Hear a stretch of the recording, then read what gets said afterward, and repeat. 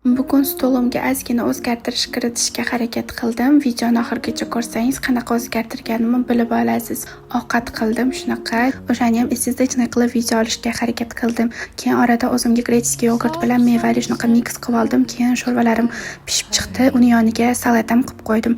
Keyin ovqatlanib, kiyinib, chiroyli bo'lib, bir ikkita narsalar olishga chiqdim. Birinchi o'rinda Sinsaga bordim. Bizda tarafdagi shu filialda juda ham zo'r narsalar bor ekan. Sizlarga ham ozgina obzor qilib o'tib ketaman. Shu idish to'xli juda ham menga yoqdi. Bitta o'zimga olib qo'yishni niyat qildim. Keyin oshxona uchun, uy uchun juda ham zo'r narsalar bor. Sinsaga juda ham yaxshi ko'raman. Ko'p narsalarni uyga organizer, idish tovoq, o'sha narsalarni ko'pincha Sinsadan olishga harakat qilaman, chunki hammasi issiqchni bo'lgani uchun shunaqa idishlar bor ekan. Oshxonam uchun olishga niyat qildim. Bakallarni zo'rlari bor ekan. Idishlarni aytmaysizlarmi, shunaqa chiroyli bakallar bor ekan. Sinsaga bu lokatsiyasini Telegram kanalimga tashlab qo'ydim. Ko'rsanglar bo'ladi, o'sha yerdan olsanglar bo'ladi.